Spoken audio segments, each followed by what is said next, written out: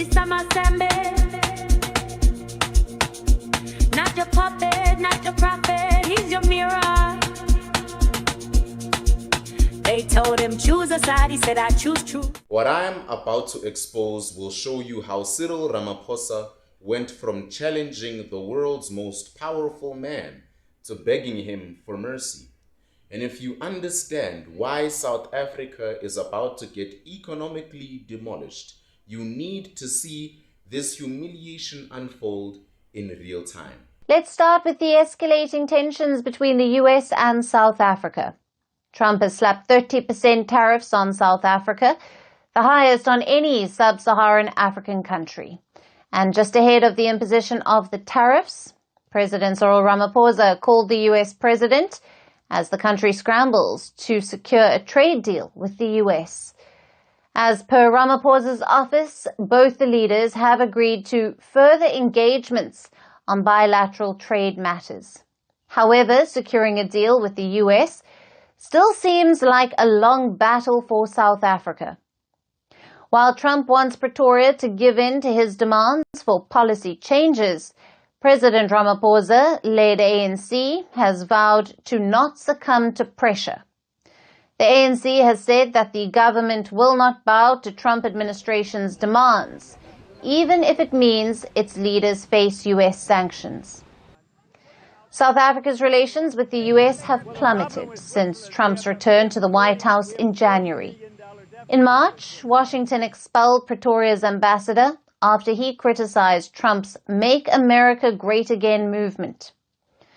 The US president has a whole list of problems that he has with the Ramaphosa government, from alleged grabbing of white people's lands and genocide of white farmers to racist employment policies.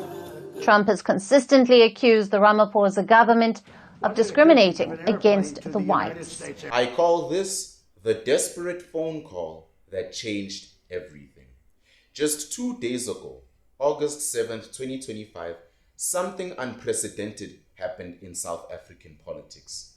President Cyril Ramaphosa, the man who signed the land expropriation bill, knowing it would anger America, picked up his phone and made the most humiliating call of his political career.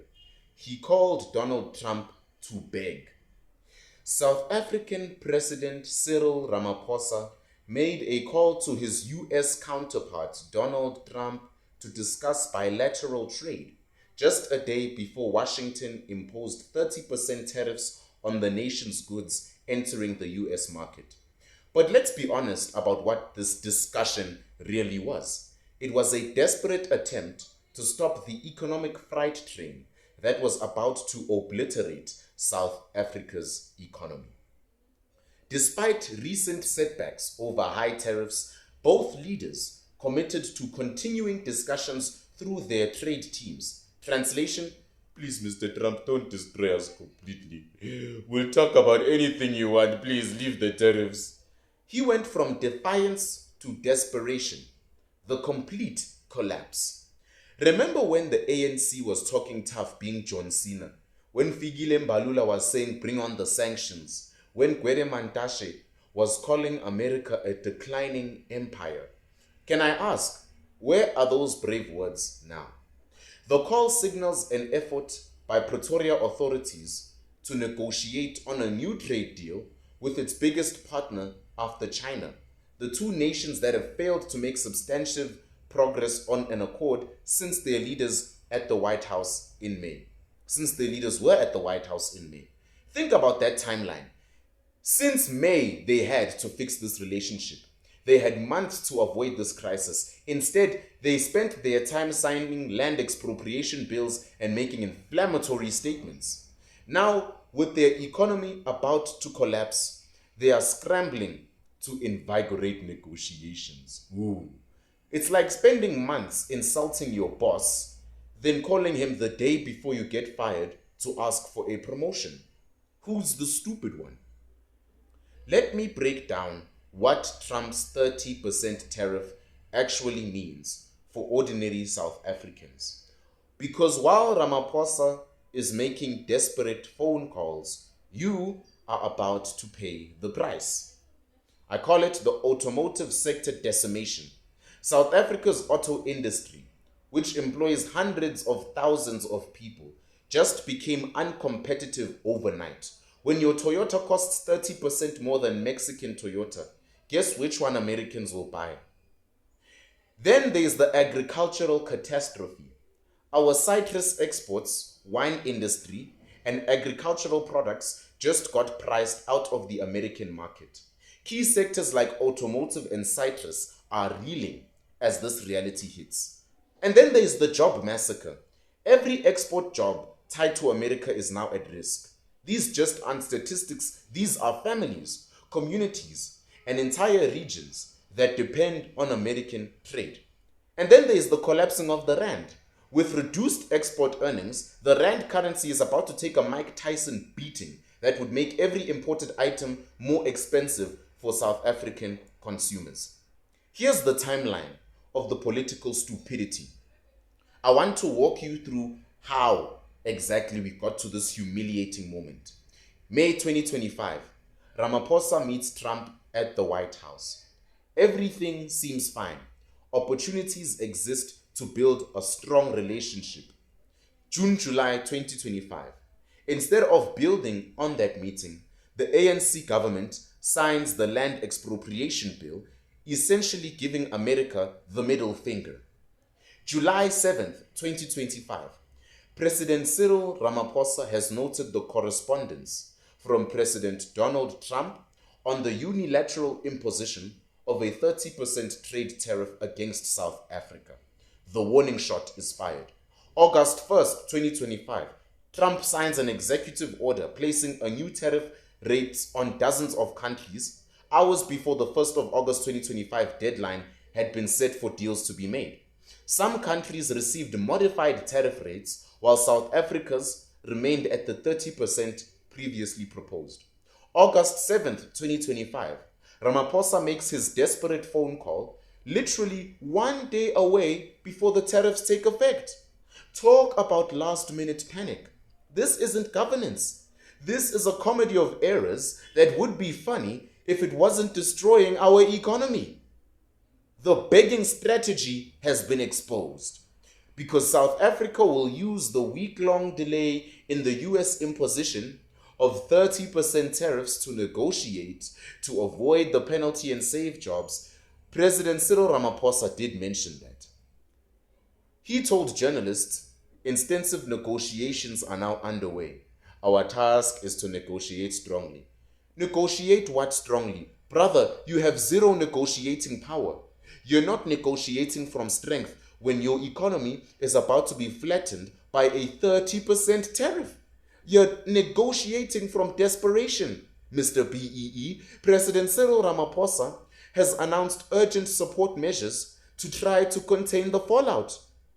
But these urgent measures are just band-aids on a gunshot wound created by their own political incompetence. Too little, too late. Here's the brutal truth that Ramaphosa does not want to acknowledge. This phone call is the political equivalent of apologizing to your wife after she's already packed her bags and called her lawyer. You had your chance, Cyril. You had months to fix this relationship. Instead, you signed legislations you knew would anger America. You allowed your ministers to make inflammatory statements about declining empires. You permitted the bring on the sanctions bravado.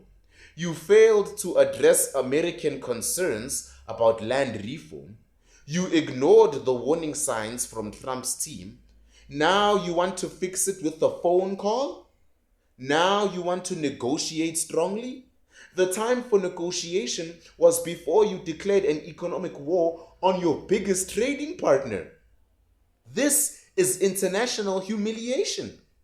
South Africa challenged the imposition of a 30% tariff on its US-bound exports, saying Trump's decision was not based on an accurate representation of available trade data. Okay, Mr. Expert, because this is peak ANC delusion. They are literally telling the President of the United States that he doesn't understand trade data. It's like a corner spaza shop telling ShopRite that they don't understand retail. Trump doesn't care about your accurate representation of trade data, Cyril. He cares about the land expropriation bill, the Kill the Boer songs, the anti-American rhetoric, and the general hostility of your government that has been shown towards American interests. And then there's the China trap looms. Because here's the most predictable part of this entire disaster. China has offered to soften the impact of US tariffs on Africa. Of course they have. While Ramaphosa is begging Trump for mercy, China is positioning itself as the savior. This is exactly what China wants. African countries economically isolated from the West and dependent on Chinese markets, Chinese investment, and Chinese terms. Ramaphosa's incompetence isn't just destroying our relationship with America, it's pushing us straight into China's economic sphere of influence. This is domestic political panic. In light of the 30% tariffs against South Africa that are expected to come into effect today, we will make sure we work with it, with provision that the tariffs will be reviewed as soon as the two countries make a deal. SABC News. Cabinet is scrambling to manage this crisis. Notice that phrase. As soon as the two countries reach a deal. This isn't about principles anymore. This isn't about sovereignty. This isn't about standing up to declining empires. This is about making whatever deal is necessary to avoid economic catastrophe. Here is the reality of Ramaphosa's weakness. Let me paint you a picture of what the phone call really looked like. This is Trump. Cyril, buddy, you signed that land bill after I warned you not to. Mr. President, we can work this out. But your minister called us a declining empire, Ramaphosa. What is going on? That was taken out of context. Your party sings about killing farmers and killing Boers. We are committed to dialogue. This wasn't negotiation between equals. This was a school child being called to the principal's office after months of bad behavior, because these are economic desperation measures. President Cyril Ramaphosa has announced urgent support measures as global pressure mounts. But what are these urgent support measures?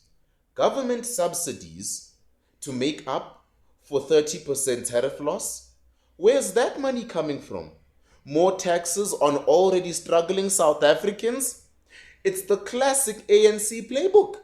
Make terrible decisions, then expect taxpayers to fund the consequences of your incompetence.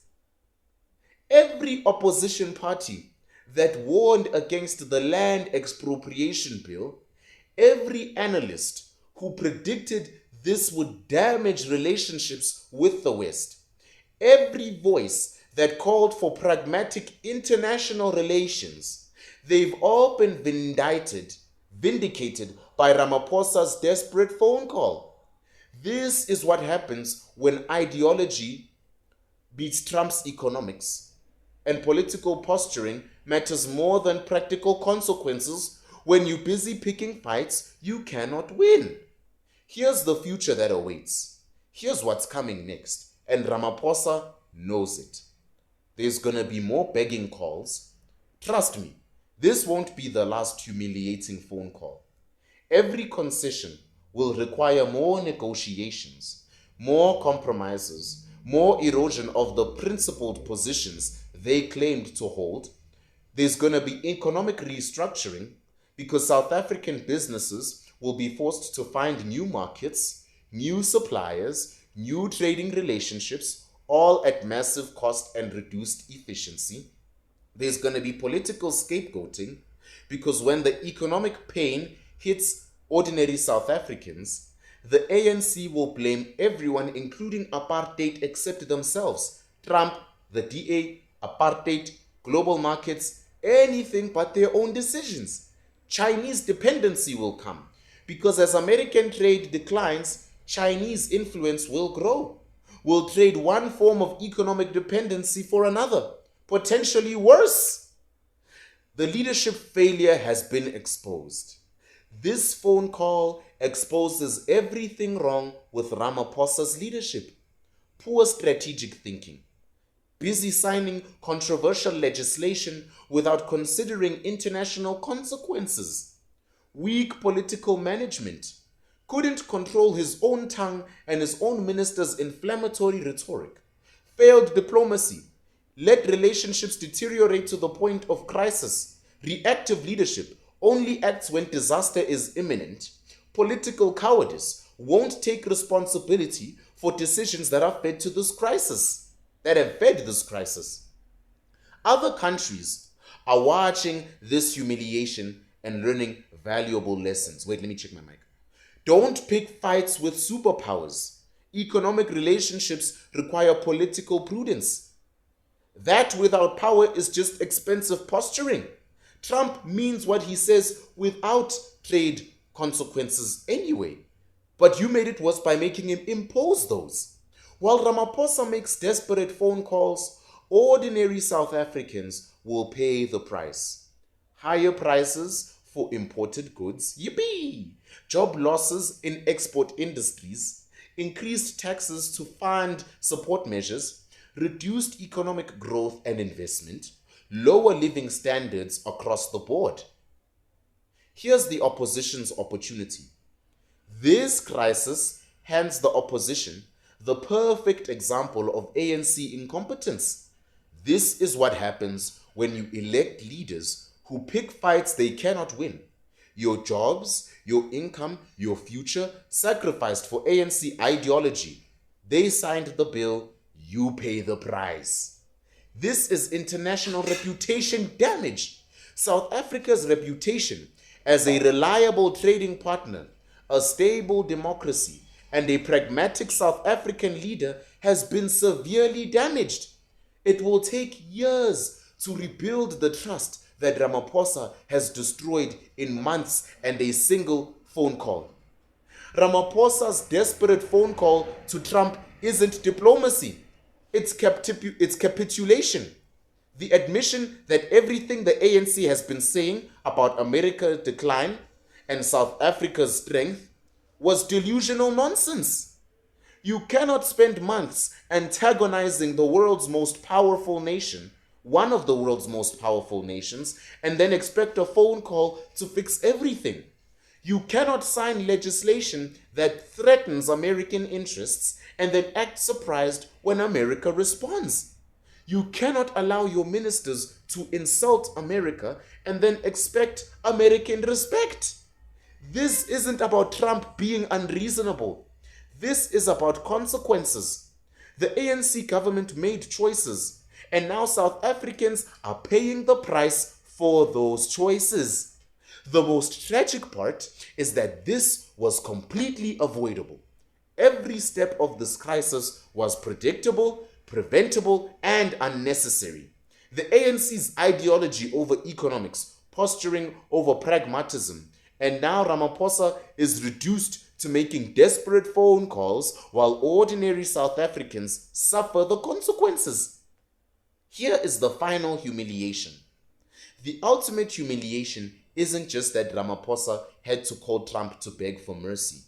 It's that after all the tough talk, all the principled stands, all the rhetoric about sovereignty and declining empires, he's now committed to continuing discussions through trade teams. Translation: we'll do whatever you want, just please don't destroy our economy completely. This is why you must subscribe.